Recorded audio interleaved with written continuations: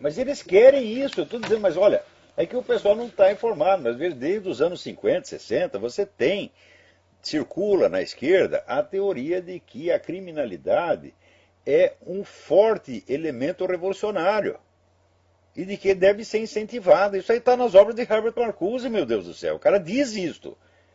E essa putada toda que está no governo hoje, foram todos formados nesta mentalidade. Você tem que incentivar a criminalidade, a putaria, as drogas, etc, etc. Porque no tempo de Karl Marx dizia que a força revolucionária é o proletariado. Aos poucos eles foram mudando e falaram, não, a força revolucionária são os bandidos, as putas, os drogados.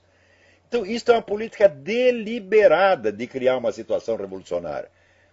Agora, se o pessoal não entender que está sendo vítima de um plano, tá certo? E achar apenas que são casos isolados ou que foram erros, você nunca vão poder combater essa coisa.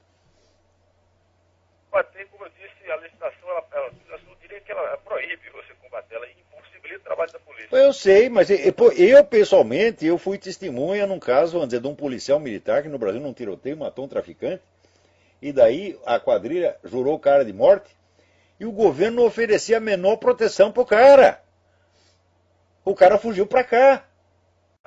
É a política de criminalização da polícia, tá certo? E de legalização do crime. Legalização não só do crime ostensivo, mas de toda e qualquer conduta antissocial. Veja o que estão fazendo com as crianças, estão incentivando as crianças a virar bandido mesmo, tá entendendo? Agora, quem não percebe que isso é uma política deliberada e criminosa, e continua tratando os autores, as pessoas que empreendem isso, o público continua tratando como se fossem dizer, governantes, pessoas respeitáveis. Não pode fazer isso. Foi para a dona Dilma que parou esse projeto de combate ao crime, ela sabe o que ela está fazendo.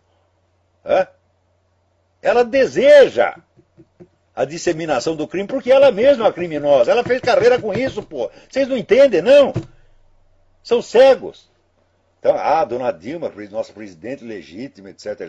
Uma autoridade, nós temos que respeitar. Por que tem que respeitar, meu Deus do céu? Esse é tudo batedor de carteira. Enquanto eles continuarem com essa timidez, tá certo? Com essa coisa pusilânime, tá? De respeitar as autoridades, mesmo quando elas estão cometendo crime na sua cara. Você vê o Lula que goza da cara das pessoas, dizendo que não vai ser punido por um mensalão, porque a justiça é lenta e quando terminar o processo ele já vai estar morto. O cara fala uma coisa dessa, é um criminoso confesso. As dois ou três discursos que ele fez, confessando as atividades do Foro de São Paulo, atividades, vamos dizer, de intervenção direta na política interna de outras nações, é caso suficiente para impeachment na mesma hora. Agora, tem pessoas que têm horror de perceber que a situação está anormal. As pessoas têm que acreditar que tudo está sempre normal. Quer dizer, tem lá um rinoceronte pondo a piroca no seu cu, tá certo? E você achando que não tem uma sensação estranha, mas está tudo normal. O que é isto, porra? Quer dizer, é o medo de ficar com medo. O medo de ver que a situação é temível. Quer dizer, uma espécie de covardia elevada ao quadrado. O Brasil não sabe mais o que é a pessoa culta porque não tem mais. Sumiu. Quer dizer, a alta cultura sumiu no Brasil. Eles acham que o Luiz Mota é culto, eles acham que a Dilma é culta. O Arnaldo Jabot diz que a Dilma é culta, porra. Mas que culta? Eu já provei 1000 vezes, cada vez que tive um confronto com um professor universitário, chefe de departamento, reitor, provei que o cara é analfabeto. Acabei de provar isso novamente com relação a Caio Navarro de Toledo. Caio Navarro de Toledo, Quartinho de Moraes, essa gente toda, estou lá demonstrando, falei, esses caras são absolutamente ineptos. São charlatães em toda a linha. Não estão qualificados para ser professor universitário de coisa nenhuma. Chegaram lá por proteção. Por apoio corporativo e partidário. Porque qualificação intelectual não tem nenhuma e eu provo que não tem. Estou provando isso desde o tempo que lancei o livro Imbecil Coletivo. E as pessoas ainda ficam com a síndrome do piu-piu. Será que é? Será que não é? Porra! O cidadão comum, ele não pode ter uma arma em casa para defender sua família. Mas se ele for rico, ele pode ter um exército contratado. Então é isso aí. Quer dizer, é a elitização do direito à vida. Isso é a gente começar a observar elevado. O direito à legítima defesa foi elitizado, quer dizer, só rico tem. Agora, esse rico inclui os deputados todos. Eu duvido, me apresenta um deputado ou senador que não tem guarda-costa. Né? Esse líder de esquerda, né? Eu vi, por exemplo, o Luiz Eduardo Greenhalgh, que tem escritório na frente da minha casa, tinha um segurança armado de metralhadora. Né? Então, eles podem ter, o Lula pode ter, essa putada toda do PT pode ter, mas nós não podemos. Porque o plano de incentivar a criminalidade é muito anterior a tudo isso. Começa nos anos 50 e não começa no Brasil. Né? Começa com a escola de Frankfurt, com Herbert Marcuse, essa gente toda. Quer dizer, o pessoal da esquerda foi ganho para essa ideia muito antes de que a situação se apresentasse. Agora, depois, quando você começa, quando a coisa começa a virar realidade, aparecem os subprodutos da situação que a reforçam, como por exemplo esse caso das empresas de segurança. Começa a aparecer um monte de empresas de segurança que tem interesse no crescimento da desgraça. E daí tudo quanto é deputado, senador, cria lá a sua própria empresa de segurança.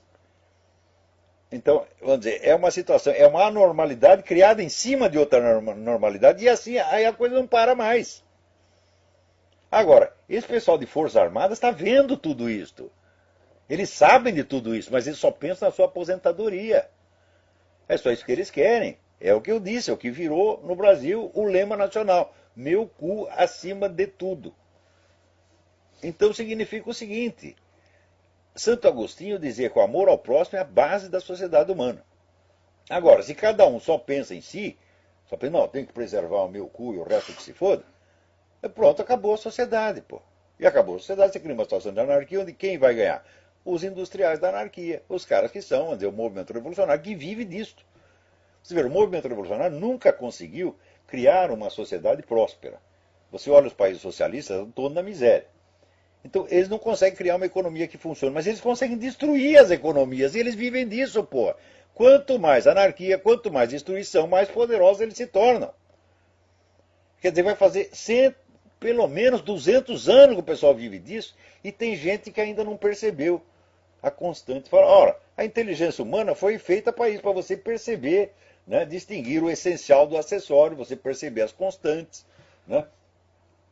Agora, se você é afetado de síndrome do piu-piu, meu filho, a coisa pode se repetir 1000 vezes na sua frente que você ainda está com dúvida. Quer dizer, a sua máquina mental, né, está proibida de tirar conclusão. Não pode tirar conclusão de porra nenhuma, você tem que ser eternamente inconclusivo.